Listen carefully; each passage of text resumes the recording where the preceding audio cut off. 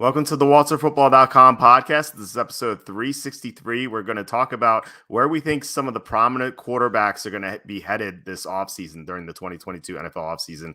Joined once again by Jacob Kamaker from the Sporting News. Jacob, how are you and how's your vacation? I'm doing pretty great. I just had a full week off. I didn't really go anywhere, but I got a chance to relax after football season, which you know better than I do, is just a day after day grind and just keeping up with the news. So I can finally unplug a little bit. Now back to work at Sporting News as of today, fresh and recharged and ready for the NFL Combine and free agency. We were just talking about, we can't believe it's already here for free agency, and we're looking at what could be either another crazy year of NFL quarterback movement or a year of just complete stagnation. And I feel like there's not going to be much in between. So I'm excited to talk about these potential QB destinations. Yeah, so February flew by. Actually, all of 22 so far has flown by very quickly. I remember being in the hospital for the birth of my son on New Year's Eve, and now it's already March. It's insane how fast time has flown by. The Combine starts on Thursday. All the players are there already, and Charlie Campbell is going to be reporting as usual. He's already posted a lot of reports from the Combine, and they're available on WalterFootball.com.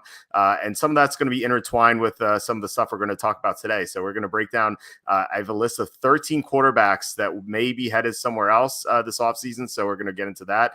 Before we do, please hit like, subscribe, comment below, share this video. Visit the link in the description for the merch store. I am wearing a Walter Football jersey, the deluxe edition with baby spit up on it, which might be available for 20% more. Let's get to it. And here's the list. Going to break it down for those who are listening on iTunes. Kirk Cousins, Jimmy Garoppolo, Jared Goff, Kyler Murray, Kenny Pickett, Aaron Rodgers, Matt Ryan, Mitchell Trubisky, Deshaun Watson, Carson Wentz, Malik Willis, Russell Wilson, and Jameis Winston. Going to break this down alphabetically, and let's get to Kirk Cousins. So Cousins has a big contract. There have been reports saying the Panthers are trying to trade for Cousins. I don't know if that's going to happen, but where do you think Cousins is going to go this offseason? Yeah, I think Cousins is going to end up staying put. I would argue that they should trade him. I think Mike Zimmer was right. There are reports that at the end of his time in Minnesota, he was kind of like bemoaning the fact that he had Kirk Cousins and was speaking out about him in coaching sessions and everything. So I wrote about that on sportingnews.com today. And basically what it boils down to is they have Cousins under contract. He has a massive cap hit. There are a few ways they can deal with this. They can either move on from him, go full rebuild, or they can keep him around, potentially extend him to open up some cap space because they're in a bad cap situation. The Vikings have chosen basically to go with Cousins. They wouldn't have hired, maybe they would have hired Kevin O'Connell, even if they were getting rid of Kirk Cousins. But the two of them have a relationship dating back to their time together in Washington. O'Connell has talked about how he wants to work with Kirk Cousins. He seems to believe in him. Whether that's just a first-time head coach just going with the quarterback he has, or he was told by Minnesota like Kirk Cousins is going to be the guy. It's hard to say, but it doesn't seem like Cousins is going to go anywhere. The Panthers may want to get him, maybe looking at him as like a tier 2 option for them to trade for. But I think they're going to have to look elsewhere because it just seems like Vikings have hitched their wagon to Kirk Cousins. They're going to ride him as far as he'll take him. And I think that's not going to be as far as the Vikings wanted to or thought they were going to when they initially signed Cousins. Yeah, I don't see him going anywhere either. It's so hard to trade him because of that contract. I couldn't believe that the Panthers were trying to trade for him. And I think that was maybe debunked, but I don't know. Maybe there is some truth to it because the Panthers are so desperate for a quarterback. But, if he had a contract, in tone with his actual play, like I could see a team trading for him. He's like an average to an above average quarterback. He's taken a team to the playoffs, which some of these teams with good defenses would love, right? Like for example, the Broncos. They haven't been to the playoffs in a while, and I'm sure they would love to have Kirk Cousins quarterback their team as opposed to Teddy Bridgewater or Drew Lock. But the contract is just so bad, and when you factor in the contract, you're like, you can't really have him as your quarterback. So I'm with you on this. I think he stays in Minnesota under Kevin O'Connell. Like you said, they've worked together before, and I think that's definitely going to be a big factor there. If kind of Kevin O'Connell hadn't worked with Cousins in the past, maybe you could say they're going to move on from him. But I just don't see any alternatives the Vikings have right now. I just don't see it given their awful cap situation.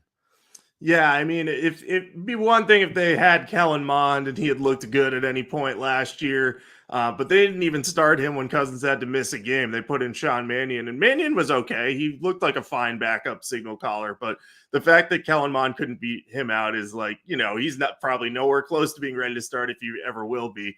And they don't have the draft capital or cap space to acquire another guy, like you said. So, yeah, Cousins will be the guy for at least another year. It'll be interesting to see what happens in year 2 under Kevin O'Connell if they don't make progress. Maybe then the Vikings will be like, all right, we kind of got to retool this thing. But for now, it looks like he'll stay put there. Yeah, I think so. So let's move on to Jimmy Garoppolo, and everyone knows the story with him. He took the Niners to the Super Bowl in the 2019 season, and then ever since then, kind of been a disappointment. He hasn't really developed as the 49ers would hope. They drafted Trey Lance, so they have someone who has more upside and is cheaper than Garoppolo. So you would think that they're going to move on for Garoppolo, but maybe not. So where do you think Garoppolo is going to go this offseason? Yeah, I think of the veteran quarterbacks on this list that aren't under contract next year, I think Garoppolo is the only real shoe-in to be traded. It would be stunning to me if he stayed in San Francisco, given what they invested in Trey Lance and given that Jimmy Garoppolo, they got to the NFC Championship game, but they lost it in part because of him. So I think he gets traded. I think the two most likely landing spots are either with the Steelers or the Commanders at this point. I think Garoppolo is going to go to the Steelers, though. I think if you look at what the Steelers have, they're a very ready-to-win now team outside of quarterback and their offensive line. They still have to upgrade a few positions there. They already have a couple young starters up front on that O-line, so I think they'll be better in their second season. But I think they're going to want to, invest some draft capital in quarterback, but also get a veteran in there because this is not a good class in which to need a young quarterback that could, help you win now. So I think the Steelers are going to go a combination of youth and a veteran. I think they eventually trade for Jimmy Garoppolo. Garoppolo is dealing with a shoulder injury right now that he had surgery on, but it's not expected to impact his value on the trade market too much. So I think that the Steelers will look at him and say, like, hey, we can get him for a 3rd round, 4th round pick. Or maybe, a 4th round pick now and a 4th round pick in another year that's conditional, and just say he's going to be an upgrade over what Ben Roethlisberger was last year. We still made the playoffs despite being unable to do anything on offense. And hey, maybe he can just distribute the ball to Deontay Johnson and Chase Claypool better. So it's not the sexiest move in the world for the Steelers, but I like it for them because they're a team that can win now. And Garoppolo, he's not going to carry you to a Super Bowl at any point, but he can at least win some playoff games if he has a strong team around him. He just has to, eliminate those mistakes. And hey, maybe with Mike Tomlin's coaching, Tomlin will find a way to, eliminate those problems. I don't have much faith in that at this point for Garoppolo, but you never know. Yeah, so it's funny that you say Pittsburgh and Washington because they have similar cap situations. Like they're right next to each other. They're kind of like on the borderline of the top 10. So you're gonna need the money to take on Garoppolo's contract. So if it wasn't for a financial situation, I would say the Buccaneers would make a lot of sense because they're a team that's like maybe not anymore after some of their retirements, but they're kind of like ready to win now. But they lost Ali Marpet. They're gonna probably lose Rob Gronkowski. Chris Godwin may not be back. So maybe Tampa's not as ready to win, but Washington makes a lot of sense to me as well. They have 31 million in cap space. They're so desperate. I feel like they would be willing to make the move for Garoppolo. What are their other options really? I mean, are they going to draft another quarterback? It's like their defense is ready to win now, assuming Chase Young bounces back and they find some help in the secondary. They have a decent offensive line, assuming they can get Brandon Sheriff back. We'll see. They have some good weapons. Curtis Samuel barely played last year, but he's going to be back. And then they have Terry McLaurin, and then the running backs. There's some talented running backs. So it just seems like they're just a quarterback away from winning.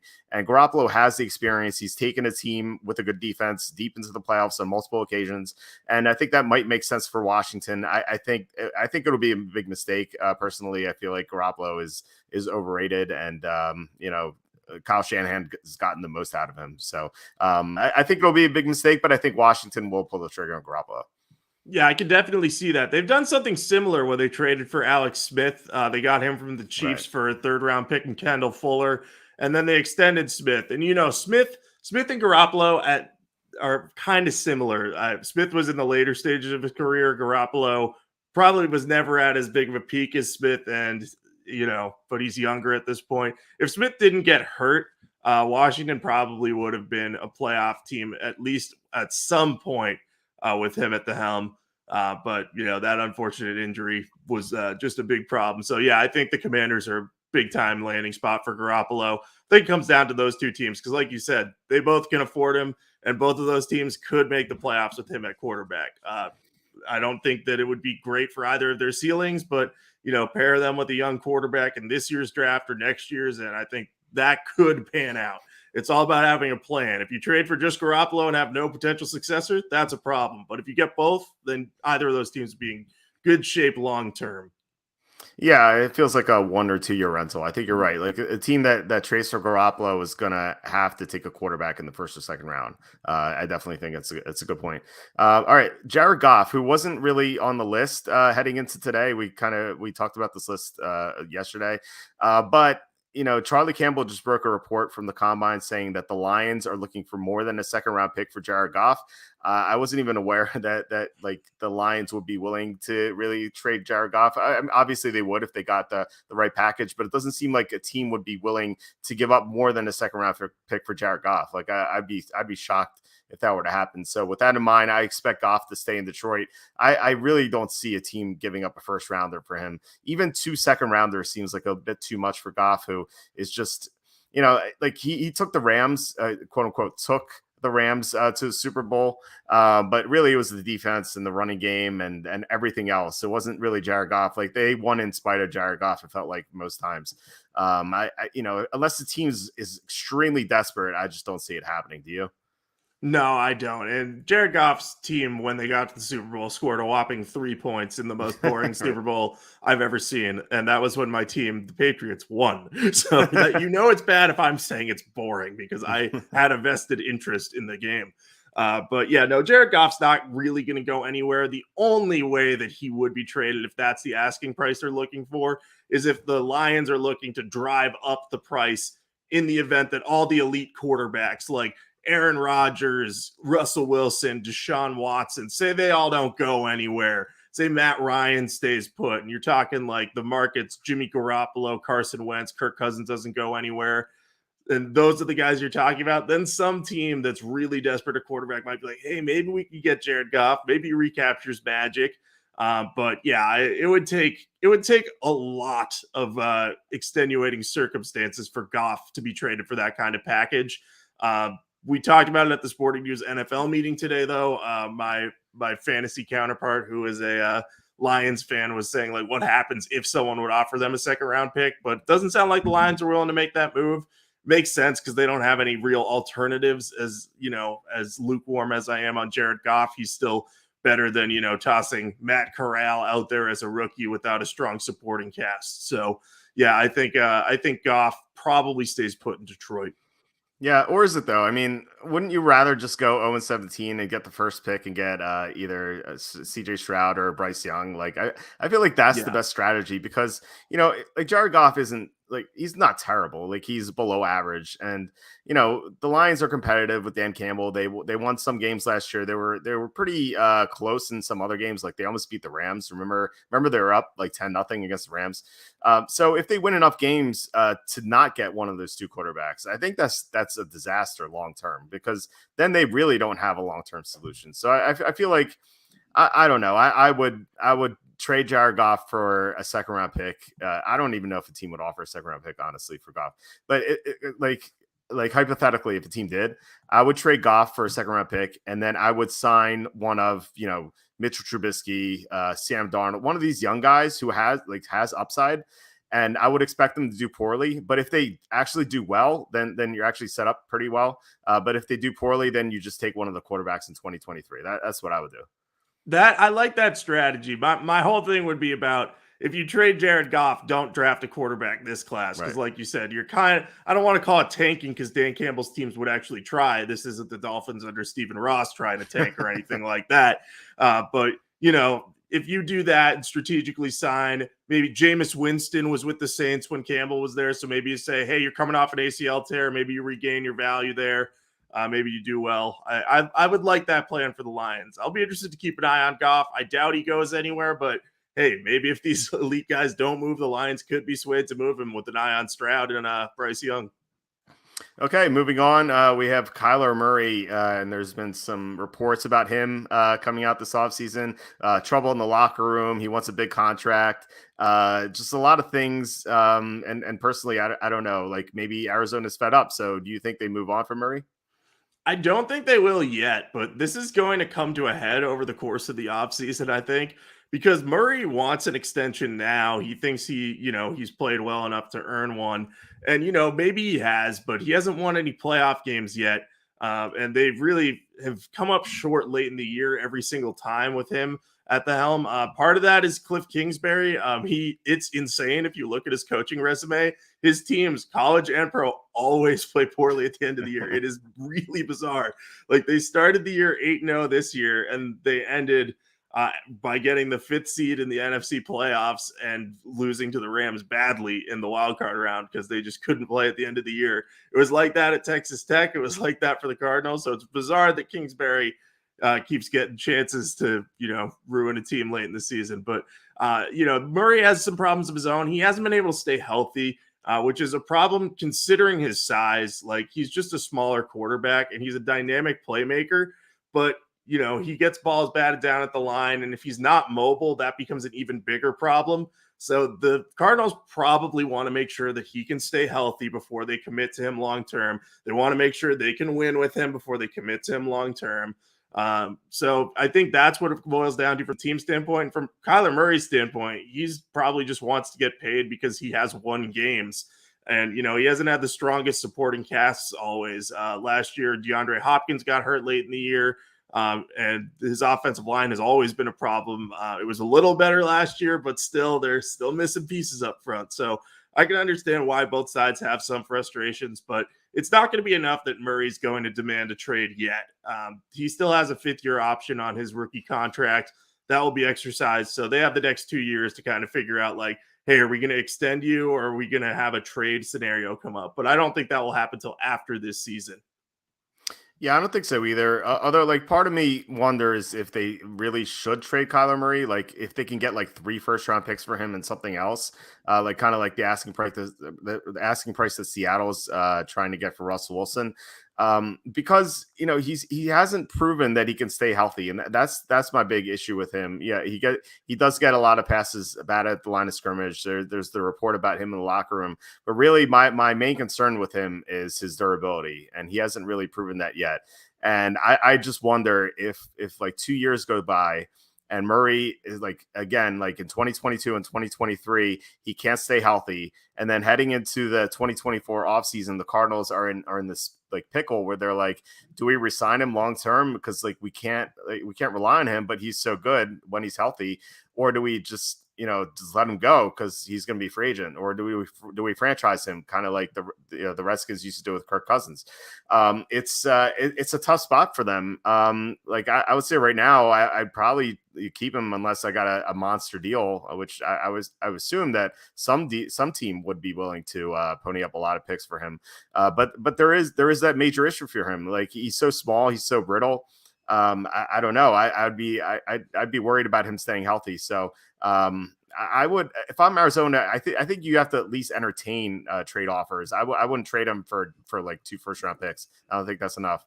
But if a team wants to give up 3 first-round picks and something else, I think I would consider it at least. All right, so let me give you a hypothetical. Okay. If the New York Giants come calling and say, we'll give you our 2 top 10 picks this year and a future first-round pick and Daniel Jones for Kyler Murray, if you're the Cardinals, would you make that deal? Well, I said 3 first-round picks is something else. Like I feel like Daniel Jones is a negative more than a positive. Like I don't even know. Like the Giants offered like Kadarius Toney instead of Daniel Jones and 3 first-round picks. I think you'd have to consider it, right? I mean, Yeah. because Murray can't stay healthy so far. Now, maybe that changes. Like we've seen in the past, like Fred Taylor is someone who comes to mind. Like Fred Taylor used to be the running back for the Jaguars. They used to call him Fragile Fred because he used to get hurt every single year. And then like late in his career, he went like 4 or 5 seasons without getting hurt. So like that could always change. And I would, I don't know. I think I would at least consider that. I don't know. I probably would need like another pick. What would you do? I'd be very torn on it. I probably wouldn't do it at the end of the day because Murray's upside is still greater than what you're going to get in this year's draft. Because there are some blue chip players this year, but there's none that's going to like fix your offense if Daniel Jones doesn't work. So I probably wouldn't do it. I just find it entertaining because both of them came into the NFL in the same year. And, they have different questions. Jones is, hey, if you put him with a competent coaching staff, can they tap into his upside? And Murray's is basically only durability at this point. So, I probably wouldn't do it, though. I enjoy the idea of Kyler Murray going to the Giants and seeing what happens there. Right. Well, if you trade Murray to the Giants, that pick is not going to be very good next year in 2023. Like you would assume the Giants are going to make the playoffs with that defense. Maybe maybe Murray gets hurt, and it is a good pick. But I think more likely than not, it's probably going to be in the early 20s, maybe mid 20s.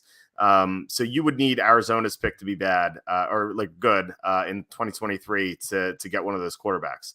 So I think that would be the plan. The problem is Arizona has a good defense, and they have in this trade scenario, they'd have Hopkins and Kadarius Toney, and they would also have, obviously James Conner and Chase Edmonds and Christian Kirk. They would have so much firepower that they would not have one of the top picks. So you're right. It is a tough spot for sure. All right, let's get to the next quarterback. That is our first quarterback from the 2022 class, Kenny Pickett, the quarterback for Pittsburgh. Where do you think he's going to be drafted? I think the Commanders are going to end up taking him. There are a couple landing spots in front of them. I think the Panthers obviously are the first big time one at number 6. The Broncos are going to be a team that considers them, but I have them, spoiler alert, getting other quarterbacks in this scenario. So I think Pickett's floor to me seems like it would be around 11. I think that's the latest that a first quarterback would be drafted this year.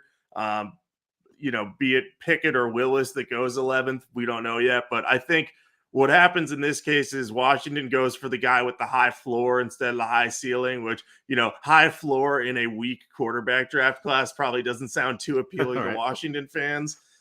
Especially since that's probably how Daniel Jones and Dwayne Haskins were described in 2019, the last time they took a quarterback, and those two were the options. But, Kenny Pickett's a different player.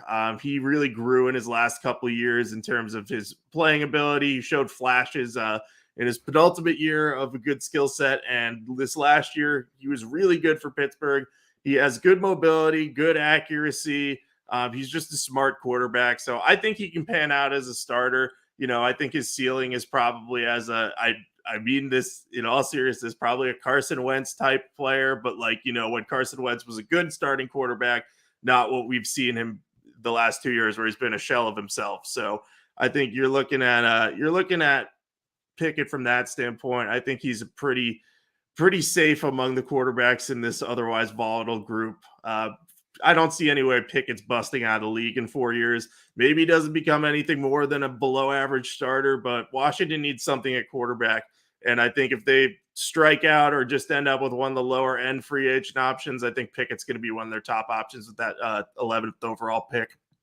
Yeah, I think you're right in saying 11 is probably the latest the first quarterback's going to go. But maybe he doesn't make it there. I think right now in my mock draft, I have Carolina taking him. So I feel like the Panthers are so desperate for a quarterback that if they don't get one of these guys that we have listed here in free agency, I think they would pull the trigger on Pickett.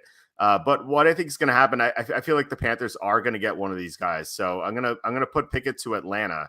A couple picks later, Atlanta's like another team. They almost took Trey Lance last year. If Lance had gotten to them, I heard that they were going to pull the trigger on Lance. So they were very close to taking a quarterback last year. If they, I think they're probably going to try to look to move Matt Ryan. I think they have to at this point. They just have to start over. So if Matt Ryan leaves, they obviously need a quarterback, and I think they have to begin anew. They have Julio Jones is gone. Calvin Ridley might not be back. Like, he has those personal issues. The offensive line needs to be completely retooled. The defense is still terrible. Like, they have nothing going on for them right now. It just seems like they have to go in a new direction, and that would mean that they would draft a quarterback in the first round. Yeah, I like that fit. It's funny because I'm still I say I'm of the mind that Matt Ryan would stay, but I'm very torn, and we'll get to him in a minute about whether or not they'll actually keep him. But I think if Ryan goes, I love the fit of Kenny Pickett there because, you can develop him on the fly with a good offensive-minded coach and Arthur Smith.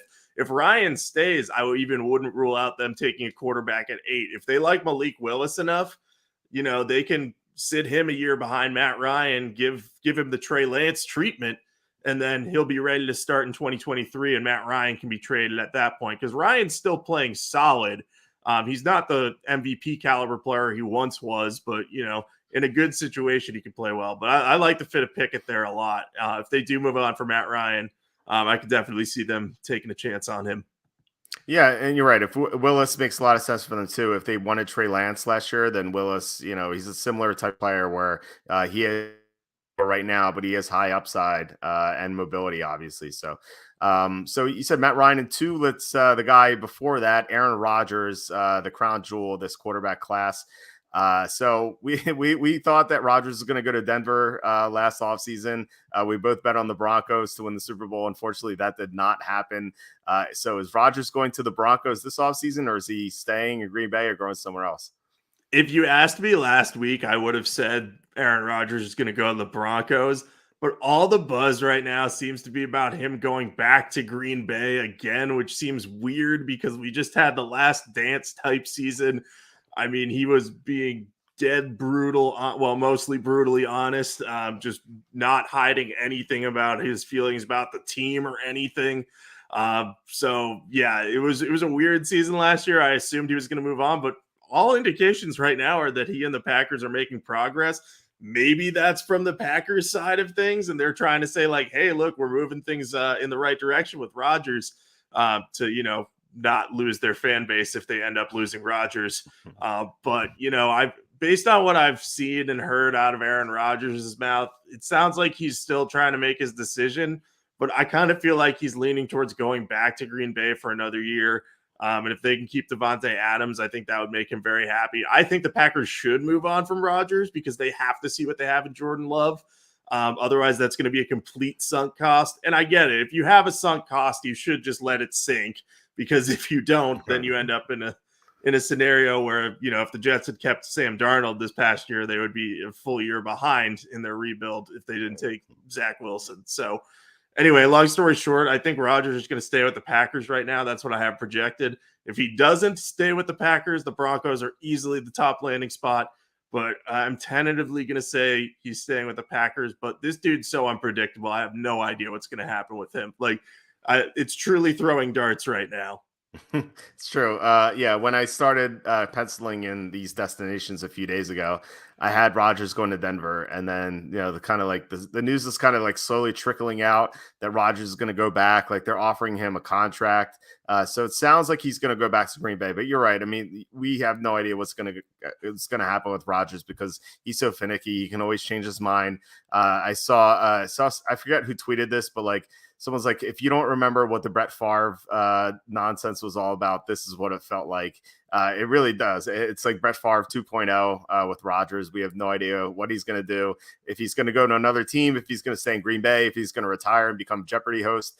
We have no idea what he's going to do. Like, all those options are on the table. But you're right. I think right now it sounds like Rodgers will go back to Green Bay, but that could change in a week from now when we're talking on the show. We could be like, oh, I guess Rodgers is going to Denver, huh? Like, that would not surprise either of us at all, right? Yeah, it wouldn't surprise me if next week we're on the show and we're like, all right, Aaron Rodgers is going to play in the USFL in the spring right. And then go set records in the CFL when their season starts in the summer. So, he is the hardest to predict of anyone on this list. Every time you think you know what's going to happen with him, something changes. So I'm just very interested to see how this goes. We've got like 10 days before free agency starts in earnest, so that's going to be the big thing to watch with him. Yeah, it'll be fun. So yeah, we were talking about Matt Ryan before. You said that you think that Ryan probably stays in Atlanta. So like, why do you think that? So I don't actually, I'm very torn. This is a 50-50 one. I Okay. think he either stays in Atlanta or goes to the Colts. This is what I have written down. I hate to be wishy-washy and not just pick one or the other. But obviously the reason that he would leave is because, like you said, the Falcons are rebuilding and they're in cap trouble. So a team like the Colts, if they move on from Carson Wentz, which I'm pretty sure they're going to move on from him, whether it's via trade or just cutting him outright, they need a quarterback, and they feel like they're a quarterback away from being competitive. They've felt like that basically ever since Andrew Luck left, which is it's really a bummer, because if you had Andrew Luck with the Colts team we've had the last 3 years, they would have been a Super Bowl contender. So if you got that to Luck early in his career, the whole thing would have been different, maybe. But it is what it is. So I think that Matt Ryan's a veteran. He would fit the Phillip Rivers type mold. I think that the Colts would look at it and say, hey, let's surround him with receiving talent. We already have a pretty good offensive line. Just got to fix the left tackle spot, and we'll have a much better unit than what he had in Atlanta. So I think that's where he'll end up if he gets traded.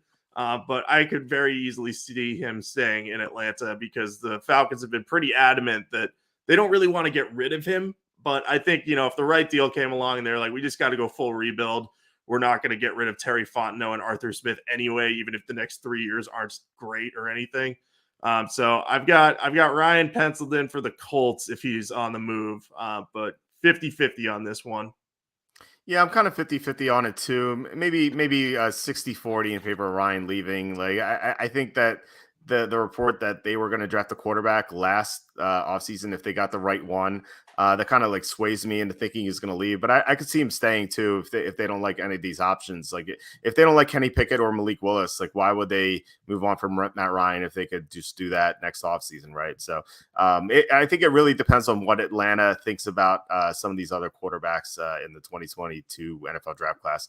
But assuming that they do want to move on from Matt Ryan, I think that the Colts make a lot of sense. Like I had I mentioned a few days ago where I had Aaron Rodgers going to the Broncos, so I had Matt Ryan going to the Colts under that projection. So now that I don't have Aaron Rodgers going to the Broncos, I have Matt Ryan going to the Broncos, and I feel like Denver would consider it as like Peyton Manning 2.0. Like you get a quarterback who may obviously Peyton Manning was going to go to the Hall of Fame. Matt Ryan may go to the Hall of Fame if he has a deep playoff run left in the tank.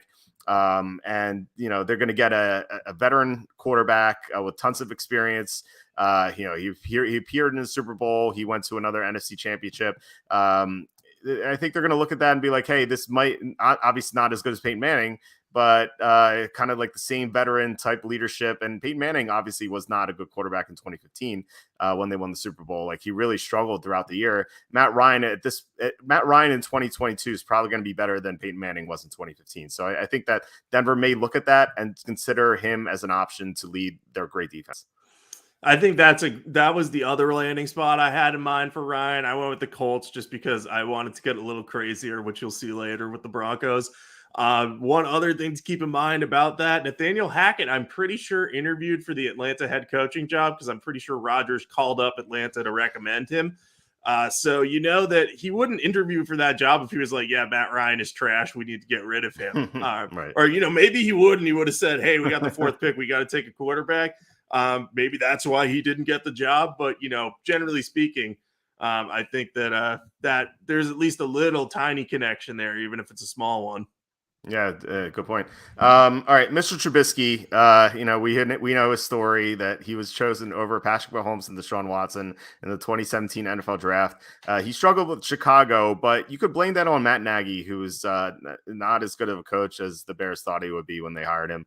So he spent a year in Buffalo, learned under Josh Allen, and in that scheme, and so maybe he's going to be a starter next year. So where do you think he's going to go? So I'm going to get roasted by any Washington fan who sees this, but I think he ends up going to the Commanders. I think it's him and Kenny Pickett. Ron Rivera has spoken well of Mitch Trubisky in the past and his leadership. The Bills are going like full out to praise Trubisky on his way out the door as much as they can after 1 year. I'm assuming that has to do with them getting a better comp pick if, all the top tier options dry up and there's somehow a bidding war for Trubisky. That would help them out big time. But, there's been some weird praise too, because Brandon Beane, the GM of the Bills today, said of Mitch Trubisky, he's a marry your daughter type of guy. So, that's one way to say he's a good teammate and a good guy with good personality or whatever. Thought that was a weird way to say it, but there's just all this positive buzz about Trubisky. I don't think he's any great shakes. I think, he's at this point, he is what he is. Maybe he got a little better learning in Buffalo. Maybe he'll be a bit better and we'll take some chances downfield. But I think he's going to end up being like the next stopgap kind of guy who's like, all right, this guy can compete for a starting job with a young guy, and he'll have a chance to at least do something. I think Trubisky's going to be more popular than people realize. Right or wrong, he's going to get a chance to compete for a starting job. It'll be kind of like Andy Dalton against Justin Fields last year, him against Kenny Pickett in Washington with my projection right now. So I think maybe he starts early in the season, but he'll eventually get usurped by a young quarterback unless he ends up in a place where there's literally no competition. If that happens, whoever did that has failed. That can't happen. You cannot go into the season with Mitch Trubisky as your unquestioned starting quarterback. But Washington, I think, might pull the trigger on that. They've been rumored to be interested in Trubisky even before he signed with the Bills. So, if they think him, Taylor Heineke, and Kenny Pickett can duel it out, maybe they'll go for it. So I have a similar landing spot, same conference, same colors almost, the Buccaneers. So we haven't really talked about Tampa's next quarterback with Tom Brady retiring. So it's kind of similar where obviously like they don't, they're not in a position to draft, Kenny Pickett because they're drafting late in the first round, but they have Kyle Trask who they took in the second round last year. And, we don't know if Kyle Trask is going to be a starting NFL quarterback. He did not look good in the preseason last year. And so, who knows, maybe the Buccaneers don't even consider him as a long-term option, but he does have some upside. And I think that the Buccaneers would want to pair him with a veteran quarterback in a competition, kind of like you mentioned, in Washington. And so I think like Trubisky makes sense because Tampa has no cap space right now.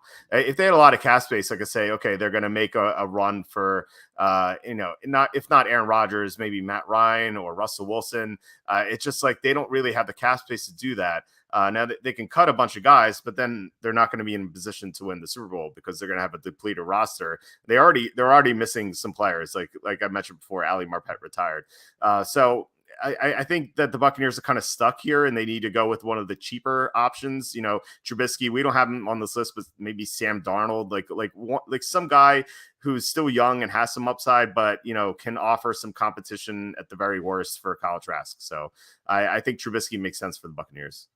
Yeah, I could definitely see that. I think that the Buccaneers are kind of going to end up in that scenario where they have to just take on someone with upside. It sounds like Jason Light likes Kyle Trask. He was talking about him today at the Combine.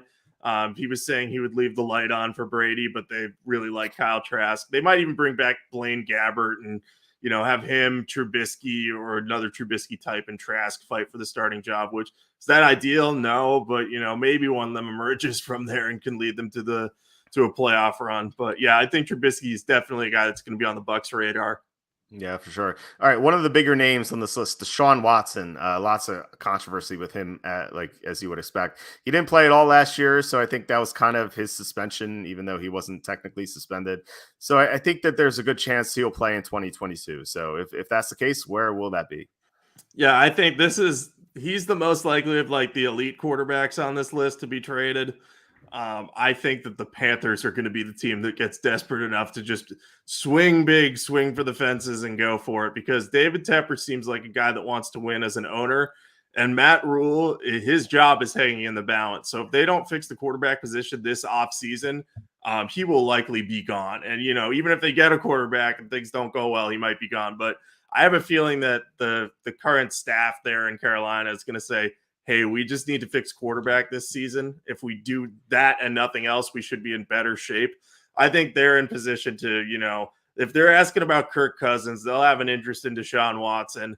If he has to clear up the legal stuff, I don't know where that's at right now. But if he does play this year, if teams can be assured that he's not going to be suspended and that he's, settling the cases and that he's not going to be convicted of anything, then they can possibly move confidently forward with him. I don't know if that's going to happen, but I think if any team on the list that needs a quarterback, I think the most desperate is Carolina. And I think they'd be the one willing to say, hey, I'm going to give up the massive package the Texans want.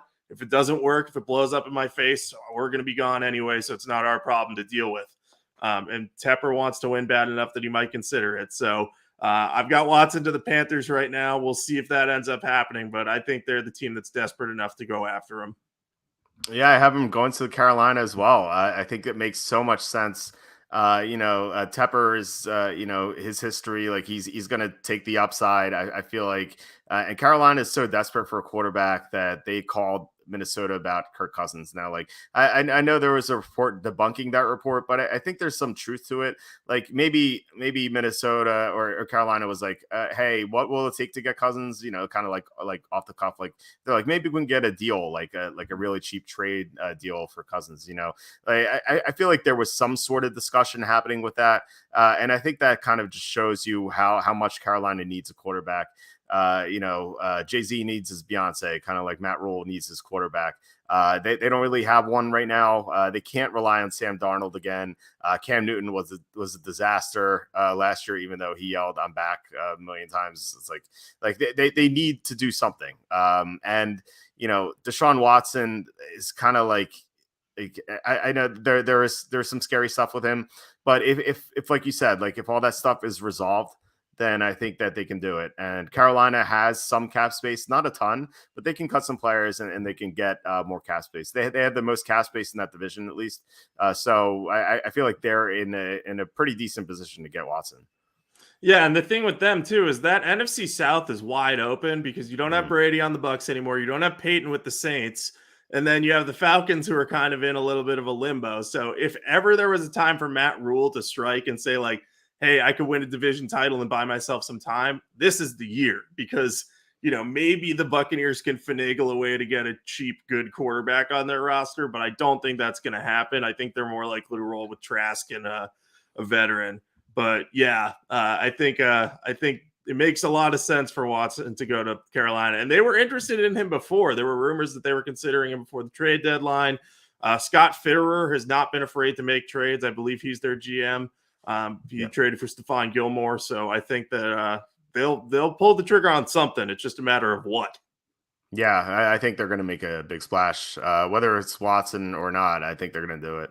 All right, Carson Wentz. He went to Indianapolis. They traded a first and a second round pick for him, and he made a lot of mistakes. Like he kept taking deep shots, and early on it worked. He got a ton of deep pass interference calls. But in that game against Tennessee, he had Jonathan Taylor wide open in front of him for a 20-yard gain. He threw into triple coverage for an interception, and that was it. And if they had won that game, they would have made the playoffs, even if considering that loss to the Jaguars at the end. They imploded against Jacksonville, and now Wentz with his huge cap number sounds like he's going to be gone from the Colts. But who knows? Maybe not. So where do you think he's going to go? Yeah, I think he's gone from the Colts just based off of how lukewarm Chris Ballard and Frank Reich have been in discussing him. Basically, the only thing that would keep them from moving on from him is if they couldn't get any sort of upgrade, which, you can debate whether Jimmy Garoppolo would be an upgrade. You could debate whether, moving on to someone like Mitch Trubisky, you might have more upside at a lower cost. Would that work? But I think the Colts are going to be willing to move on from him. I struggled with where to put Wentz. Ultimately, and this gives away something for later for me, I have him going to the Seahawks right now. I was between them and the Buccaneers because I think there's two scenarios with Wentz. Obviously, he's either going to get cut or traded. If he gets cut, a team like the Bucs, who needs a quarterback, might look at him and say, hey, look, like this guy was once an MVP candidate. Maybe we sign him cheap. Maybe he regains his form. If not, we could just hand things to Kyle Trask. Like we're not going to sign him and say, hey, he's going to be our starter without a doubt. The Seahawks, if they move on from Russell Wilson, they're going to be in a full-fledged rebuild. They're a team that could trade for Carson Wentz. take on some of his cap hit because they have some cap space this year. And, at that point, they could get probably an asset. I assume it would be a Brock Osweiler type trade where they wouldn't be giving up a draft pick for Wentz so much as they would be, taking him on for a pick swap or something like that. So I think the Seahawks might be like, hey, we'll see what we can get out of him if Russell Wilson demands out, or, if they just decide it's time to rebuild, things haven't been working there for a little bit. Then they could do that. So I have Wentz to the Seahawks. This is one of the ones I'm least confident in. It was just sort of a try to find a place for Carson Wentz. It's not easy to do, but I think he's definitely going to be moving on from the Colts. I'd be very surprised if they keep him. Yeah, I'd be surprised if a team trades for him. I mean, he's so expensive. He's been declining. He didn't even play well for his old coach, who got the most out of him, in Philadelphia. I just don't see a team trading for him. I think he's going to be cut, and I don't know if he's going to be a starter next year. Maybe Seattle. I think that makes a lot of sense if they move Russell Wilson. They'd be desperate for a starter. But if I feel like more likely, maybe not more likely, but I think that there's a decent chance that Wentz is going to have to settle for a backup job somewhere, kind of like Marcus Mariota or something like that. Kind of like prove himself. Compete with a young quarterback. And the team that I thought about is the Giants. They don't have much cap space, and if Wentz is cut, they'll be able to sign him for pretty cheaply. And they need some competition for Daniel Jones. They're going to probably go back to Daniel Jones for another year, but he's been so bad. He's been declining as well, kind of like Wentz.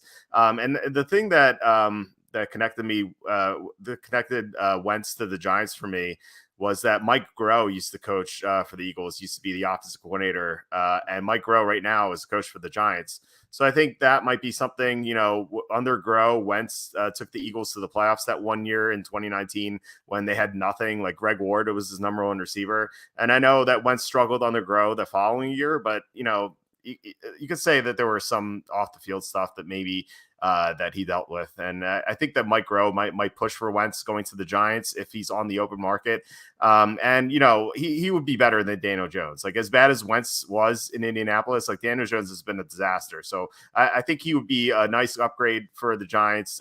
Some good competition for Jones.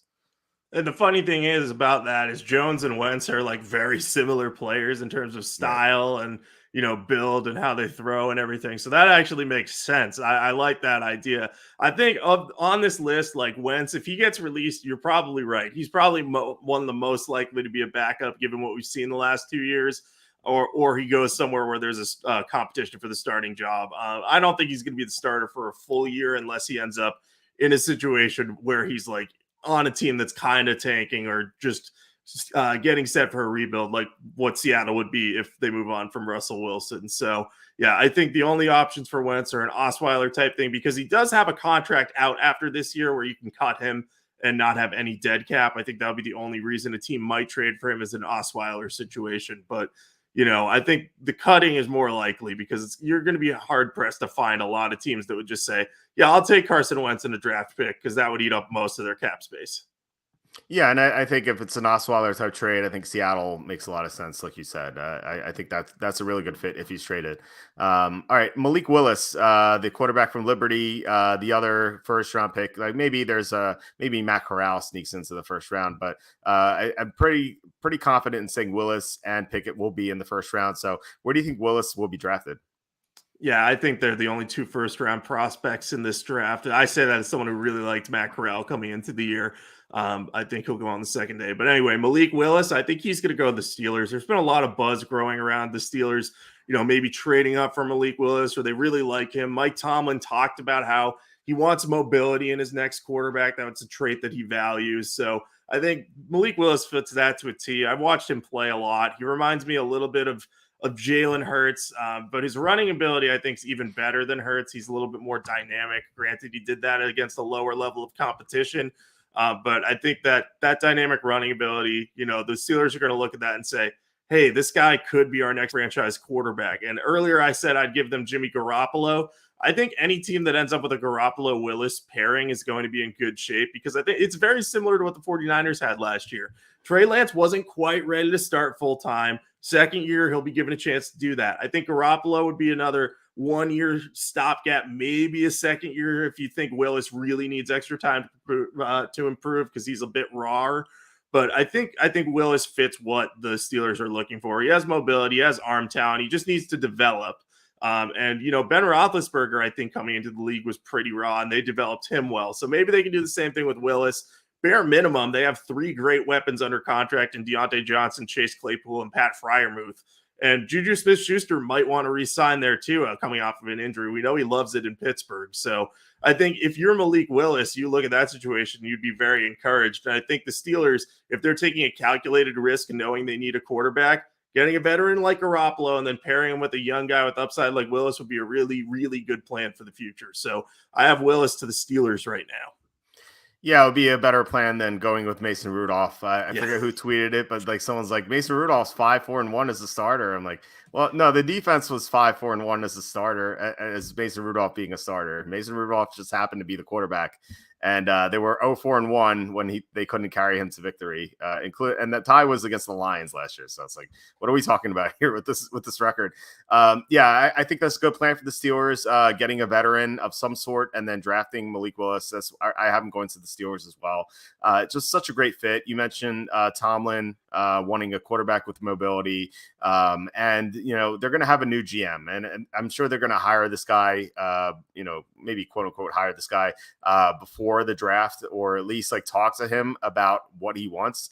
And if he definitely wants Malik Willis, I think he'll be on board. New regimes mean new quarterbacks.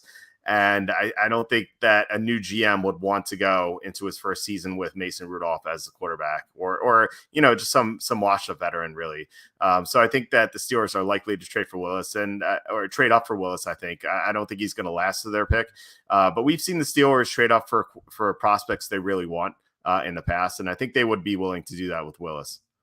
Yeah, this gives me a little bit of a Devin Bush vibe, where a lot of people knew like the Steelers really want Devin Bush, and then they were willing to jump from, I think it was 20-10 with the Broncos and go get Devin Bush. I think they might do something very similar with Malik Willis. They might jump up to 10 if he's still on the board, jump over Washington, and just be sure that they get it. And I think one of the things with Kevin Colbert too, I think he's about to retire, and he's also picking his successor, but he's a part of the quarterback choice too. So like this is almost his legacy pick a bit. So I think if all sides are on board with Malik Willis, I think that's going to be a pretty easy selection for them. It's just a matter of positioning themselves to select him.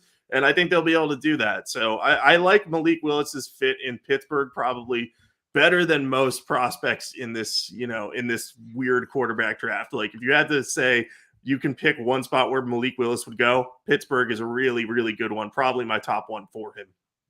Yeah, and you mentioned the buzz with that, like some rumors surfacing about the Steelers liking Willis.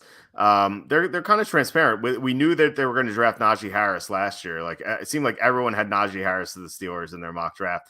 It feels like everyone's going to have Willis to the Steelers in their mock draft, and I think that's going to come to fruition. And if they do trade up to 10, you mentioned 10, the Jets I feel like would be willing to trade down from 10 because they have a ton of needs, and they already have a high pick. So it's not like they're not going to walk away from this draft without a blue chip player. Like they're going to get one at 4, and then they could pick up more draft capital at 10, moving down from 10 to really fill out the holes in the roster. All right, so Russell Wilson, the penultimate quarterback here. You mentioned that you think Russell Wilson will leave Seattle. Why is that? Yeah, so I'm not sold on him leaving Seattle, but I just wanted to see what would happen if he does. I think, you're getting the buzz that he keeps saying he wants to stay in Seattle right now, but he's not. He's made some, like, I don't want to characterize them as non-definitive statements, but, he's been saying that he wants to stay in Seattle. So I believe him on that, but we don't know what Seattle wants to do. Seattle has plenty of cap space this year. Maybe they want to build around Russell Wilson, but given how they performed last year, I think that they might look at it and say, hey, we're in a pretty tough division right now. Can we compete? Yes. Is it going to be easy? No. Maybe we go for the reset now. Maybe we, maximize our resources currently and see what we can get for Wilson now while he's still worth a lot, and then position ourselves to get one of the, Stroud or Young in next year's draft when we can actually get a quarterback successor. So I think Seattle could move on from him. And I think if they do and Aaron Rodgers isn't traded, the Broncos make a lot of sense as a landing spot for Russell Wilson. I mean, he would have a great supporting cast there. He would have tons of weapons. He'd have Cortland Sutton, Jerry Jeudy, Tim Patrick, Noah Fant, Albert Okwuegbunam. Javonte Williams looked really good as a rookie, good blocking. And, the offensive line is probably the weakest part of that offense, but it's still better than what Russell Wilson has played with his entire career. And they probably would be buying a little low on Wilson because he missed time and struggled during parts of last season. And, if both sides, if Wilson and the Seahawks decide they need a change, I think that, the Broncos are going to be willing to take a swing at a quarterback. So if you look at their list of quarterbacks over the years since Peyton Manning, it's bad. It's really bad. And that's not just because Kendall Hinton is on there. It just hasn't panned out. I had some hopes for Teddy Bridgewater doing well there last year, and he was all right, but they need someone with a higher ceiling. Russell Wilson is a very consistent quarterback for the most part. He wasn't last year because of the finger injury. So if anyone is going to get moved to the Broncos and it's not Aaron Rodgers, I think it would be Russell Wilson. I think they want a guy that they know is going to be able to produce and be safe and be a good quarterback for them. And I think Russell Wilson pretty much would guarantee that. And he's never had durability problems until last year either. So, that wouldn't be much of a concern. So, anyway, long story short, I think Wilson could go to the Broncos. Again, this isn't something I'm overly confident in. It's probably more likely that he stays put, but I wanted to explore what might happen if he was traded to the Broncos. Yeah, makes sense. I saw a report saying that the Seahawks wanted 3 first-round picks for Russell Wilson. Do you think that Denver would be willing to give that up? Like, I feel like personally, I feel like they might. The problem is that if Denver gives up 3 first-round picks, obviously one is 9 this year, but the next 2 first-round picks aren't going to be high. Like they're going to be in the 20s, maybe even the 30s. Who knows? Like what would a trade like that look like? Do you think? Yeah, I think you get the 3 first-round picks. That seems like the base for an elite quarterback trade right now, at least discussion-wise. And then maybe they throw in another mid-round pick just to sweeten the pot a little bit. Wilson's on the older side. Not that that really matters because he's still a high-end quarterback. And we saw what Matthew Stafford was traded for and all of that. But I think that 3 first-round picks, maybe a conditional 4th-round pick that can become a 3rd-round pick would be nice for the Seahawks. Maybe there's a player on the Broncos that they like. The Broncos have a lot of depth at like receiver and tight end and some other positions. So maybe they could deal a player if there's someone they like. But I think the 3 first-round picks is a good base starting point. I don't think it would take a ton more than that for Seattle, especially if they're sold on like, hey, we're just going to like try to take a flyer on a quarterback this offseason. And if it doesn't work, we have our answer of the next 10 years if we finish in the top 5 next year's draft order. It's a shame that the Giants don't have more cap space because I think this would be a perfect fit for him and the trade would work because they have 5 and 7 in the first round this year. And then they could trade a first round pick next year. And I think you'd get your 3 first rounders, including 2 in the top 10. I think Seattle would do that. The problem is that the Giants are $12 million over the cap. They're going to have to probably trade or who knows with James Bradbury, which is kind of crazy considering how they have a quarterback under a rookie deal. Saquon Barkley's under a rookie deal. The Giants have been so mismanaged, but they still have a good defense. They have a very, very talented secondary. They limited the Chiefs in their game on Monday night this past year. And if Barkley can stay healthy, if Kenny Golladay can stay healthy, they have Kadarius Toney, they have Sterling Shepard. They have the weapons. They don't have the offensive line, sure, but they seem to have everything else besides quarterback. And if they got Wilson for 5-7 and a first rounder, I think that would make a lot of sense. Again, but they have no cap space, so I don't know how that would happen. So I have Wilson staying in Seattle just because they're requiring 3 first round picks. But I think you're right. I think Denver could trade 3 first rounders for him as well as something else. They have a lot of receivers on their big contracts. Maybe one of them. Maybe they would trade one of Jerry Jeudy or Cortland Sutton or Tim Patrick for and put him in that deal. I think that would make some sense. Maybe. Especially given that Seattle, there's rumors that they might trade DK Metcalf, so it would kind of offset that. But I think it's more likely that Russell Wilson will stay in Seattle. But yeah, you're right. I mean, he could definitely be on the move if Denver can't land Matt Ryan or Deshaun Watson or Aaron Rodgers. You kind of have to ask yourself what they're going to do. Yeah, exactly. And that's why I just wanted to see what happens if Wilson goes there. Like I was pretty sure you were gonna have Wilson staying put, so I at least wanted one of us to move one of the big Rodgers Wilson pieces. So now you know what it might look like at least. Yeah. All right. Last but not least, or maybe least, if you're talking about 2019 interceptions, Jameis Winston. He was the quarterback of the Saints to start the year. He got hurt, unfortunately, in a game that he was playing well in against the Tampa Bay Buccaneers. And it seemed impressive at the time until the Saints beat the Buccaneers again later in the year. But still, I mean, Winston played better, not statistically, but he took care of the football for the most part. So maybe a team thinks he could still start in the NFL. Where do you think Winston's going to go? So I find this one funny, but I'm sending Winston back to the Buccaneers. Okay. The logic being when they let him go, it was because they got Tom Brady. There was at least some consideration to bringing him back. I think if they didn't get Brady, I think they were aiming higher. They wanted Brady. They probably wanted Philip Rivers more than Winston. But they like his skill set, and he produced in that offense. The problem was the turnovers. I don't have the exact number on me right now, but in a previous podcast episode 2 years ago now, I think I said that the Buccaneers were giving up like 8 points or lost the turnover scoring margin by like 8 points per game with Winston on the team. But if he cleans up the turnovers, he's fine. Like he's a good quarterback. You get the ball to Mike Evans. He already has chemistry with the guys there. So why not give him a chance to come back? He's not going to cost much. He knows the system. You can bring him in, keep Kyle Trask, bring Blaine Gabbert back to compete and add another veteran in case Winston, isn't fully healthy at the start of camp. I kind of like the fit. I know it's kind of weird to have him go back to a team that he already played for, was drafted number 1 overall and not re-signed. But I think there was a little bit of Tom Brady was coming to town. Like you can't keep Winston and Brady. So maybe these 2 years with the Saints have helped him clean up those interceptions. He's had a chance to start more games now for a different coach. So maybe he comes back older and wiser, but I like that he knows the system. So I'd be willing to give that a shot if I'm the Buccaneers. Maybe it pans out. Maybe it blows up in their face and he throws 30 interceptions again.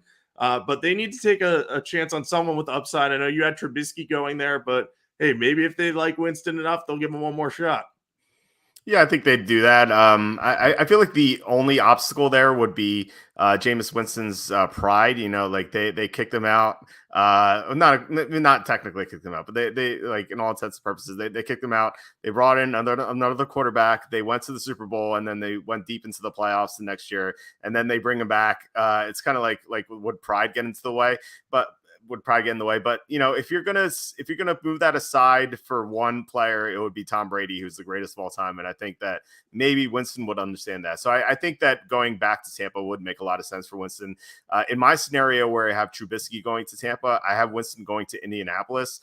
I think that Frank Reich, being the offensive mastermind that he is, would look at Winston's like upside of 30 plus touchdowns in a single year, 5,000 passing yards. You might look at that and be like, yeah, I mean, how can he be worse than Carson Wentz was last year? Carson Wentz made a lot of bad decisions as Winston did in 2019, but Winston kind of cleaned up his act in 2021. So I think that Reich may look at that and say, hey, we have some deep receivers. Like Carson Wentz threw it deep a lot last year. Maybe Winston completes some of those, or at the very least, he gets those pass interferences, and he doesn't make the same mistakes that Wentz did, given that he improved his ball security in 2021. So I think that fit makes sense for me. Yeah, I like the fit in Indy as well because as long as he has a good offensive coach, I think he's going to be good now. To your point about him swallowing his pride, I think I agree because it's Tom Brady. You can kind of look at that and be like, look, he's the greatest quarterback, greatest player in NFL history. Like, of course they're going to do well with him. And I think he also, Winston swallowed his pride a little bit when he went to the Saints and took a backup job. I think he was willing to say like, hey, obviously I need to improve to lengthen my career. I think he's done that, and I think he deserves a chance to compete for a starting job, whether that's in Tampa Bay or Indianapolis. I don't know what it'll be, but I think Winston, I think you're right. He would probably be an upgrade over Carson Wentz if he could stay healthy because, you're going to get more turnovers with him, but at least he'll take chances, and if he might make some pretty bad mistakes like Wentz did, but at least he's not going to underthrow every deep receiver that's on the field. It's definitely true. So we had two questions, including one of a quarterback who's not on this list. In all seriousness, what team will Tom Brady end up playing for? 49ers when Garoppolo gets hurt or Lance blows. Yeah, Brady retired. There's a conspiracy theory going around that he only retired to get away from Bruce Arians. And some people believe that he's going to come back. So what do you think about that? Yeah, I don't think he's going to come back yet. I could see it happening. I don't think he's going to retire on February 1st of this year and then before the season be like, I'm unretiring and then hand pick his destination. When he does come back, if he does, he will be able to hand pick his destination. And I think it would probably be, a San Francisco type because, he grew up rooting for the 49ers. That's the one team that, I think he wanted overtures from. They never came because they liked Garoppolo enough. There's the story about him being like, this MFer, like, I'm going to not join that team because of this guy. We don't know if that was the Dolphins or if that was the 49ers or whoever it was. But I think probably if he comes back, it would be for the 49ers or the Dolphins. I think those would be the two teams. But I don't think that's happening until 2023, if it ever happens at all. Again, I think if he was truly that undecided about retirement, he would have just not retired. Maybe there's an issue with Arians, but really doesn't seem like it. It seems like that's been a little overblown. So I will say no Brady this year, but if I'm wrong, 49ers and Dolphins are the teams to watch. Yeah, I think so. I would put Denver in the mix if they don't get one of those guys that we mentioned, like Matt Ryan or Aaron Rodgers, Russell Wilson. And I asked, what does Denver do if they can't get one of those? Maybe they convince Tom Brady to come out of retirement. I think that with Brady, he's won Super Bowls with two teams, kind of like Peyton Manning. And if he wants to beat Peyton Manning one last time, he can go to Denver, where Peyton Manning won a Super Bowl, and win a Super Bowl with the Broncos, like Manning did, and become a quarterback to win Super Bowls with three teams. And they're built to win now. I mean, you talked about their great weapons. They have an awesome defense. And their offensive line is not bad. Like, it can use an upgrade or two, but overall, I think their offensive line's solid. And the only thing they're missing is that quarterback. And I think if Tom Brady goes to Denver, I think they're automatically the favorites to win the Super Bowl. The people who deny Tom Brady's greatness and laud Peyton Manning as being better than him would be so mad if Tom Brady went to the Broncos for 1 year and won a Super Bowl and matched, Manning's Super Bowl output in however many years with the Broncos. So I would love to see that. I would love to see Brady play again.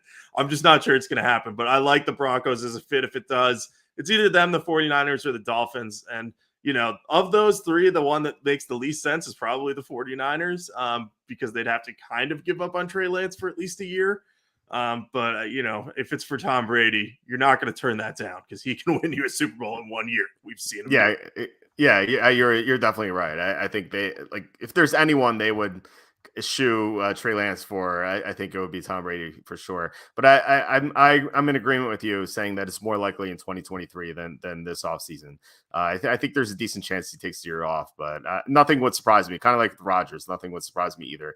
Well, last question. This is not really a question, a statement. If I had to trade Kyler Murray, which we were talking about earlier, it would be to the Jets, 3 firsts and Zach Wilson. Not crazy about Wilson, but I'd rather see Murray crash and burn in New York. So what are your thoughts about this hypothetical trade? I'm not sure the Jets would go for that. I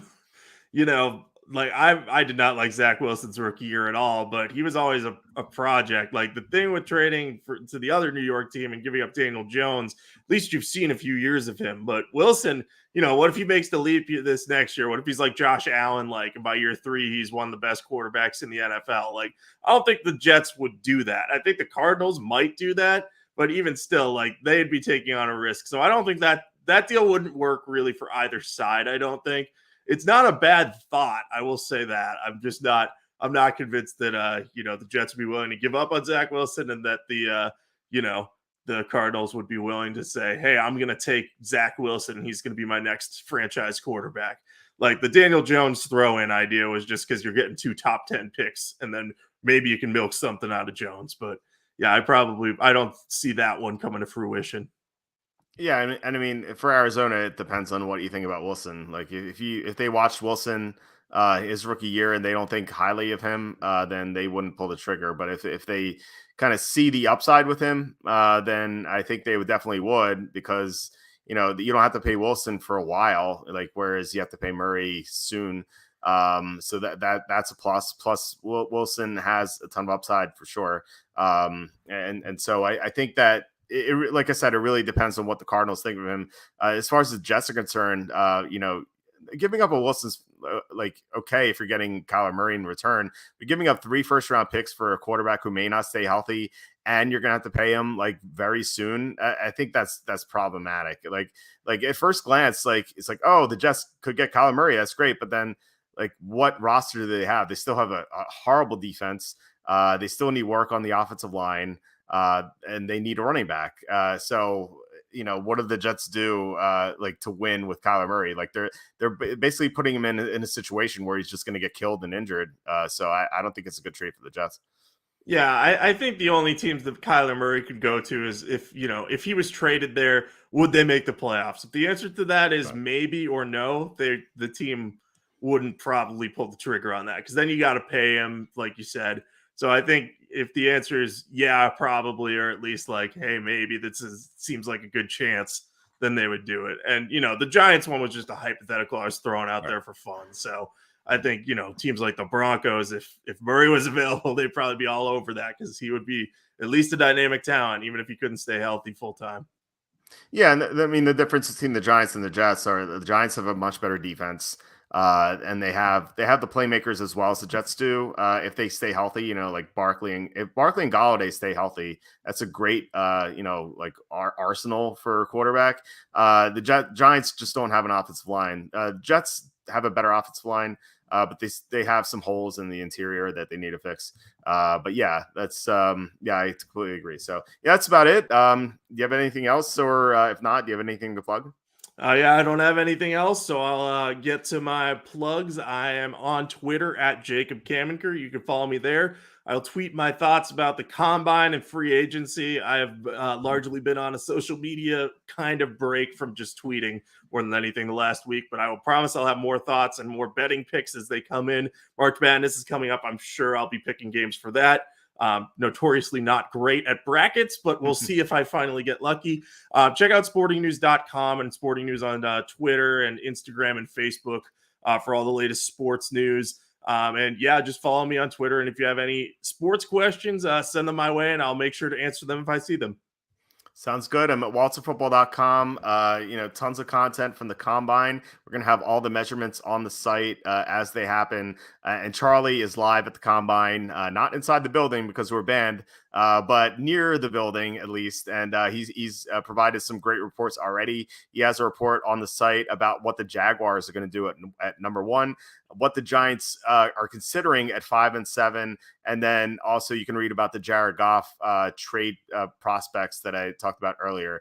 And Charlie's going to have a ton of content on top of that in the coming days as well. Other than that, mock drafts, 2022 mock drafts are updated this week. We have 2023 mock drafts as well, so you can check those out. And yeah, we're going to have, like you mentioned college basketball. We have NBA picks. So we're covered in all fronts basketball wise too. So yeah, check out walterfootball.com for more content. Otherwise, please hit like, subscribe, comment below, share this video, or visit the link in the description for the merch store.